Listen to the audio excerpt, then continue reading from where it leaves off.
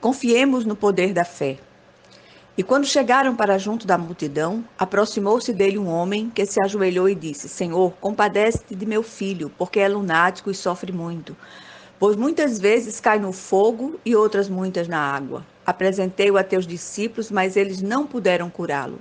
Jesus exclamou: Ó geração incrédula e perversa, até quando estarei convosco? Até quando vos sofrerei? Trazei-me aqui o menino. Mateus 17, 14 a 17. Jesus e 3 dos seus discípulos mais chegados, Pedro, Tiago e João, haviam subido ao monte, onde Jesus foi transfigurado à vista deles. Quando eles descem do monte, encontram os demais discípulos que haviam ficado à espera deles, às voltas com a situação de um pai desesperado, cujo filho padecia de uma aparente enfermidade, a quem o texto chama de lunático. Aquele homem, no seu desespero, procura os discípulos de Jesus com a finalidade de ter seu filho curado. Na verdade, aquele menino estava possuído por um espírito maligno e não acometido de uma enfermidade natural. Não houve discernimento por parte dos discípulos para perceber este fato. Lembramos que os discípulos, além de terem recebido autoridade da parte de Jesus, já haviam testemunhado inúmeras vezes o Senhor agindo em situações semelhantes. Quando Jesus desce do monte, encontra aquela situação e sofre com a incredulidade dos seus discípulos, mencionando a falta de fé como a causa do fracasso. Na sua metodologia didática, Jesus usou muitas parábolas, mas usou também acontecimentos reais, dos quais fez preciosas aplicações práticas para seus discípulos de todas as épocas.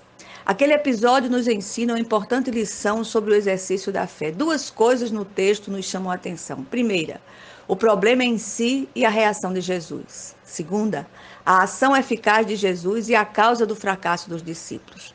Tem faltado discernimento no meio do povo de Deus. Este é um fato irrefutável. Apesar de muitos desses sintomas poderem ter causas naturais, aquele menino estava à mercê de um demônio. Aqui vemos a necessidade de entendermos a natureza dos problemas que nos assola. Busquemos discernimento. Enquanto os discípulos recuaram da responsabilidade e autoridade de expulsar aquele demônio, o menino sofria sob aquela ação maligna. A primeira reação de Jesus foi uma tristeza profunda. O mestre gemeu no seu íntimo e disse: Ó geração incrédula e perversa, até quando estarei convosco? Até quando vos sofrerei?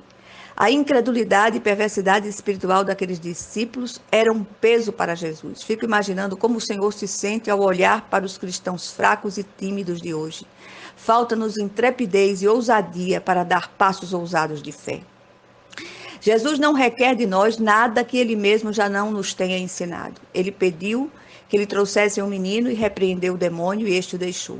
Jesus libertou o menino, ordenando ao demônio que nunca mais voltasse àquele corpo. Jesus esperava que seus discípulos agissem daquela forma, que fossem ousados.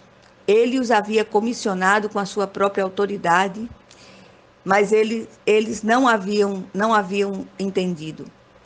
Os discípulos frustrados vão a Jesus em particular para saber a razão do seu fracasso. O que foi que deu errado? Poucas vezes Jesus foi tão direto ao responder uma pergunta. Geralmente, ele dava voltas, contava uma parábola ou mesmo fazia uma pergunta para fazer as pessoas pensarem.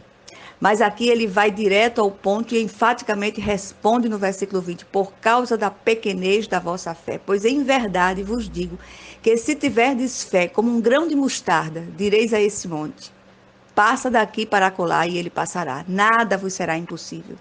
O poder dado aos discípulos estava lá. Era algo latente. Faltava apenas ser manifesto pela fé, que é aquela absoluta certeza daquilo que esperamos da parte de Deus. Perdão. O que acontecia com os discípulos daquela época, acontece hoje. Há uma diferença entre agir mecanicamente e agir impulsionado pela fé, certeza do que esperamos de Deus. Não se trata de mágica, mas de fé. Peçamos ao Senhor que aumente a nossa fé. A expressão como um grão de mostarda, aqui, não se trata apenas do tamanho da semente, mas do seu poder gerador de vida. Mesmo sendo tão pequena, pode gerar algo grande. Jesus espera, mesmo com uma pequenina fé, cresçamos e frutifiquemos para a glória do seu nome. Finalmente, gostaria de deixar para a sua reflexão Uma pergunta de Jesus em Lucas 18:8, que diz: Contudo, quando vier o Filho do Homem, achará porventura fé na terra?